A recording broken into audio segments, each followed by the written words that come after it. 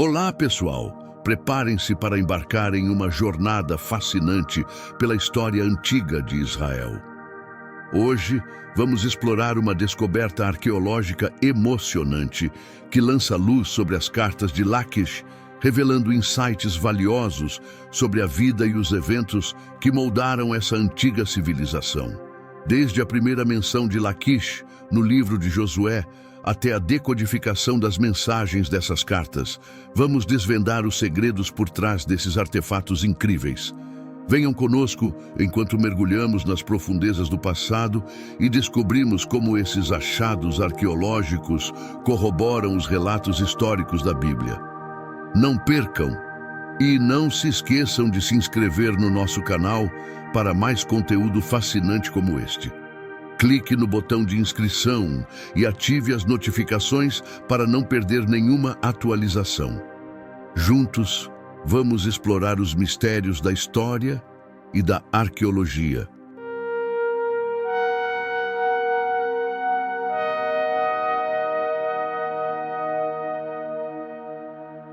Encontramos a primeira menção a Laquish no livro de Josué, onde é citada como uma das cidades conquistadas pelos israelitas.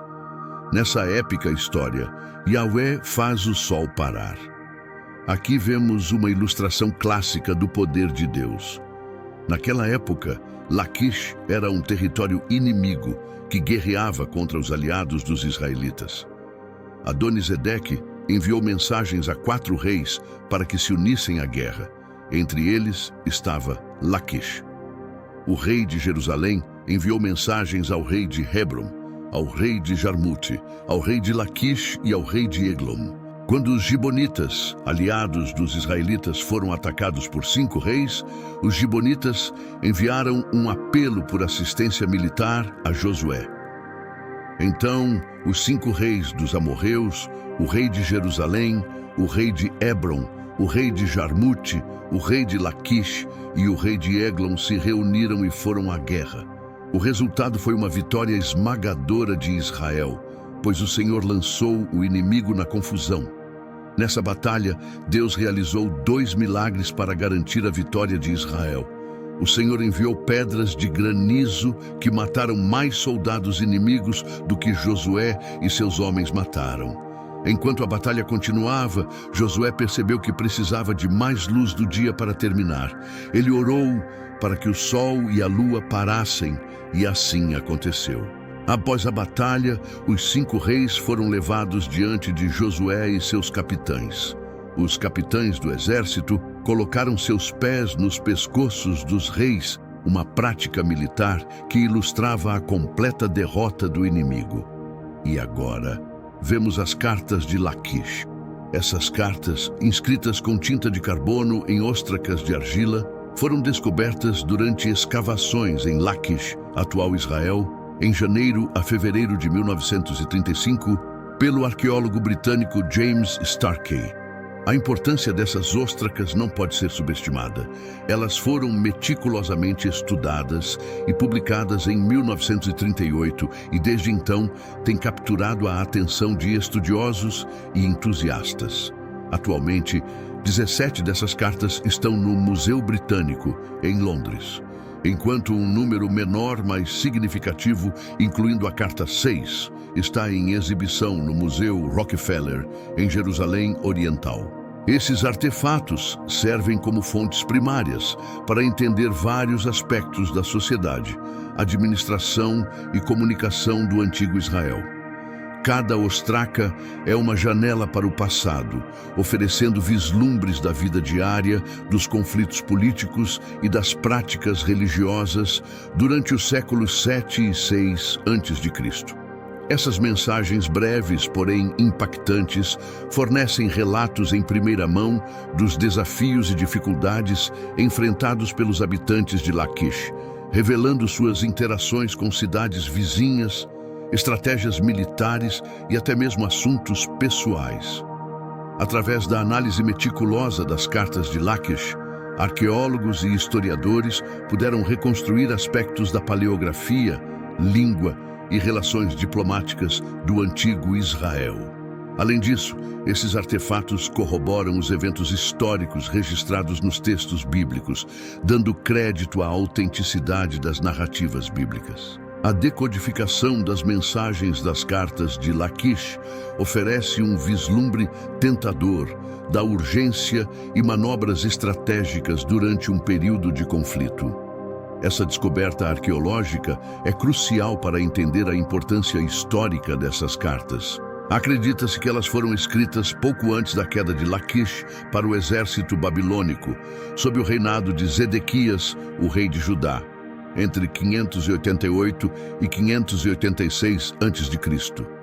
Esse período coincide com relatos históricos, como os encontrados no livro de Jeremias 34:7, solidificando o contexto cronológico das cartas de Laquish. A decodificação das mensagens entre as cartas de Laquish nos oferece uma oportunidade única de observar a intrincada rede de relacionamentos e comunicações dentro da sociedade israelita antiga.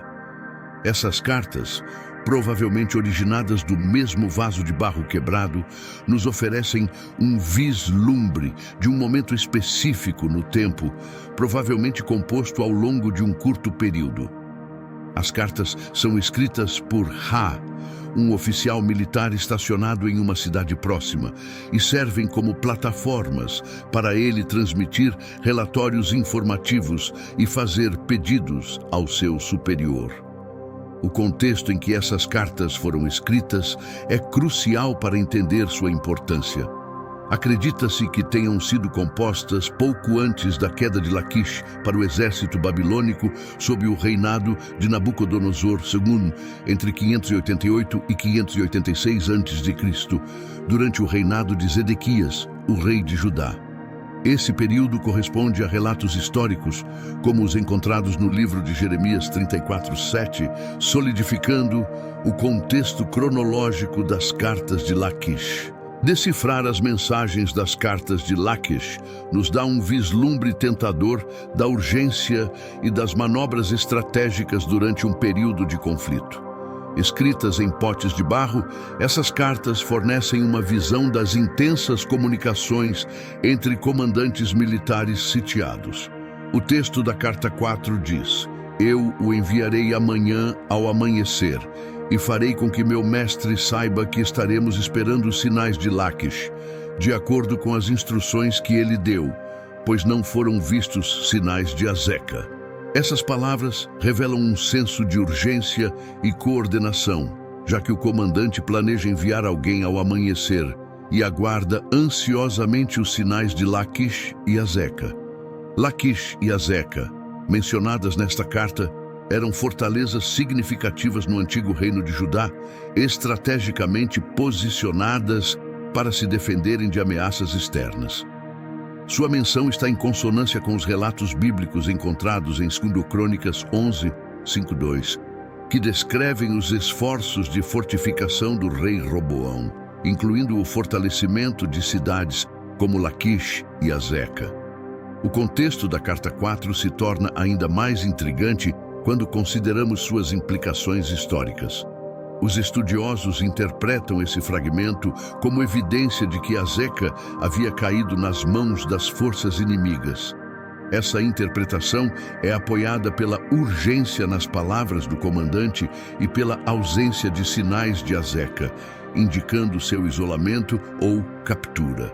A importância desse evento histórico não pode ser subestimada, pois está em consonância com as narrativas bíblicas encontradas em Jeremias 34:6-7, que descrevem o cerco do exército babilônico a Jerusalém e as cidades restantes de Judá, mencionando especificamente Laquish e Azeca como as últimas cidades fortificadas que resistiram ao ataque.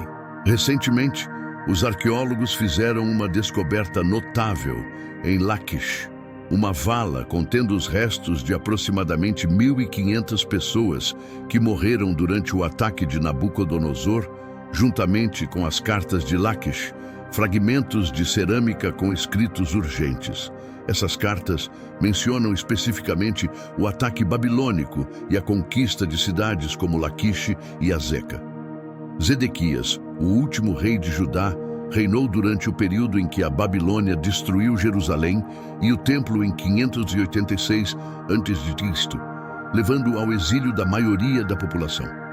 Sua história é narrada nos livros de 2 Reis, 2 Crônicas 36 e Jeremias. Zedequias se tornou rei aos 21 anos, o que significa que ele teria apenas 10 anos quando seu pai Josias faleceu e seu irmão Jeoacás se tornou rei. Zedequias reinou por 11 anos, mas continuou a fazer más ações, assim como seus irmãos e sobrinho Jeoaquim. No 9º ano de seu reinado, Zedequias se rebelou contra Nabucodonosor, o que levou ao cerco de Jerusalém pelo exército babilônico. Zedequias estava confiante de que o Egito viria em seu auxílio, mas restava saber se isso realmente aconteceria. A palavra do Senhor veio a Jeremias dizendo: assim diz o Senhor Deus de Israel: vai e fale com Zedequias, rei de Judá, e diga-lhe: assim diz o Senhor, estou entregando esta cidade nas mãos do rei da Babilônia, e ele a incendiará e a destruirá. Você não escapará de suas mãos, será capturado e entregue a ele. Você verá o rei da Babilônia cara a cara, e falará com ele face a face, e irá para a Babilônia. Essa profecia foi dada a Zedequias e seu reino no 10º ou 11º ano de seu reinado. Nessa época, Nabucodonosor e o exército babilônico cercaram Jerusalém em um cerco. Deus declarou que o exército babilônico havia temporariamente recuado de Jerusalém, mas ele os comandaria a retornar à cidade. Os eventos descritos neste capítulo ocorreriam quando os egípcios atacassem os babilônios durante o cerco, fazendo com que Nabucodonosor se retirasse brevemente para defender-se dos egípcios ao sul. Os líderes e habitantes de Jerusalém acreditavam que haviam sido salvos de seus inimigos, mas Deus e seu profeta sabiam que os babilônios retornariam. Os invasores tinham uma estratégia de cercar a capital e tomar o controle das fortalezas ao redor, uma por uma, ao longo do próximo ano. Quando apenas Laquish e Azeca permaneceram, parecia que alguma esperança de alívio finalmente havia chegado, pois notícias da aproximação de um exército egípcio sob o faraó Hafra haviam chegado à capital, provavelmente na primavera ou no início do verão de 588 a.C. Daniel 3:2-4 mostra a vasta extensão do Império Neobabilônico. Soldados de terras conquistadas se uniram ao cerco contra Judá. Embora o cerco tenha sido temporariamente suspenso, Deus queria que Zedequias soubesse que a cidade e o reino eventualmente cairiam, pois era a vontade de Deus. Não eram apenas os babilônios que estavam contra Judá, no final a cidade de Jerusalém foi incendiada.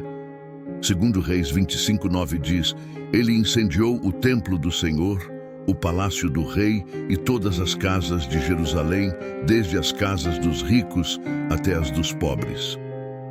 Laquis foi capturada por Israel e Josué a conquistou no 2º dia, matando todas as pessoas que estavam nela com a espada, assim como fez com Libna. Deus ouviu e respondeu à oração de Josué, e os israelitas derrotaram seus inimigos. Esse milagre foi uma intervenção sobrenatural de Deus na ordem natural das coisas. Deus faz o que escolhe fazer com sua própria criação. Se acreditamos em um Deus de milagres, não temos problema em acreditar que o sol parou. Após a batalha, os 5 reis foram trazidos diante de Josué e seus capitães. Os capitães do exército colocaram seus pés nos pescoços dos reis, uma prática militar que ilustrava a completa derrota do inimigo.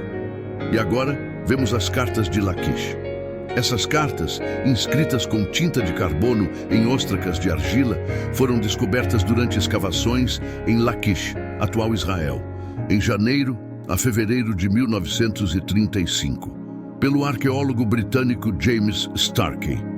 A importância dessas ostracas não pode ser subestimada. Elas foram meticulosamente estudadas e publicadas em 1938 e, desde então, têm capturado a atenção de estudiosos e entusiastas.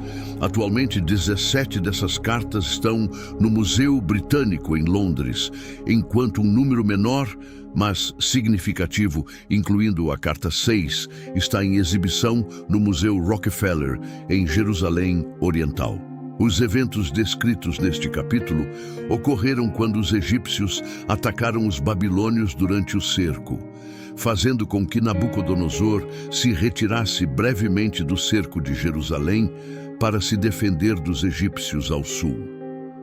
Os líderes e habitantes de Jerusalém acreditavam que haviam sido salvos de seus inimigos, mas Deus e seu profeta sabiam que os babilônios retornariam.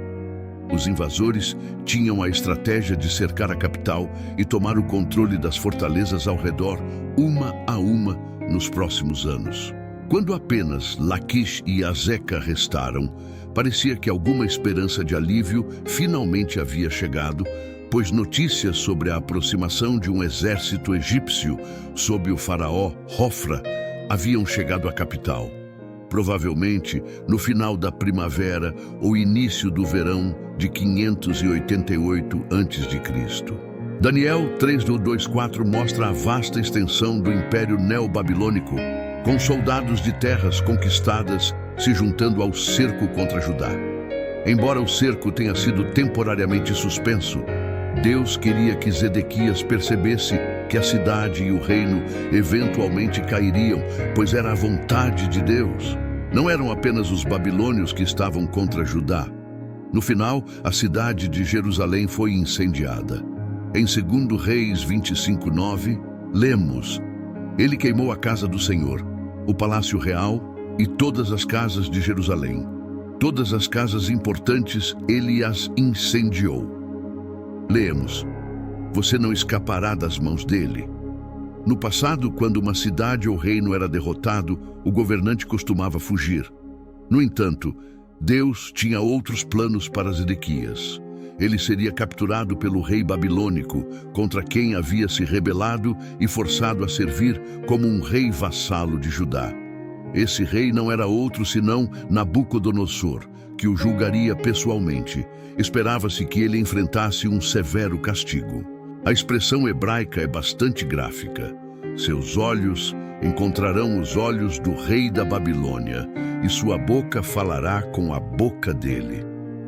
Incidentes semelhantes são bem documentados nos registros do Antigo Oriente Próximo.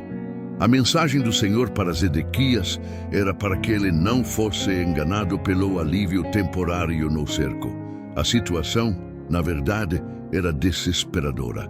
Ao refletir sobre como Deus estava disposto a retirar sua ameaça e como Nabucodonosor mostrou clemência a Jeremias por seu apoio à rendição, não podemos deixar de nos perguntar se Zedequias também poderia ter recebido misericórdia se tivesse se arrependido. Em Jeremias 21, durante o cerco de Jerusalém, o rei Zedequias pede ao profeta Jeremias que interceda junto ao Senhor, esperando que Deus entregasse Judá. Jeremias recebe a resposta de Deus, afirmando que Judá havia sido entregue irreversivelmente ao julgamento, primeiro por meio de pragas, e aqueles que conseguiam escapar das pragas cairiam nas mãos dos babilônios. A única esperança para o povo era se render aos babilônios. Jeremias avisa que quem escolher ficar na cidade morrerá pela espada, fome ou praga, mas aquele que sair e se render aos babilônios que cercam a cidade viverá, escapando com suas vidas. Zedequias recebeu uma mensagem de Deus, mas ele não gostou. Alguns falsos profetas pregaram uma mensagem mais favorável, contradizendo a mensagem de Jeremias. No entanto, Deus reiterou sua mensagem a Jeremias. Jeremias escreveu uma carta para as pessoas já exiladas na Babilônia, advertindo-as a não acreditarem em falsos profetas que preveem falsamente seu retorno à sua terra natal. Em vez disso, ele as aconselhou a se estabelecerem, construírem casas, cultivarem jardins, terem filhos e trabalharem pela prosperidade da Babilônia. Jeremias mencionou que eles estariam no exílio por muito tempo, precisamente 70 anos. No entanto, ele os assegurou de que Deus eventualmente restauraria Judá à terra, mas em seu tempo.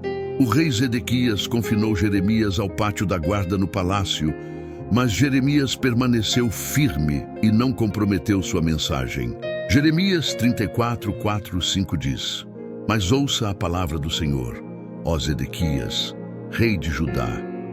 Assim diz o Senhor a seu respeito: Você não morrerá pela espada, morrerá em paz.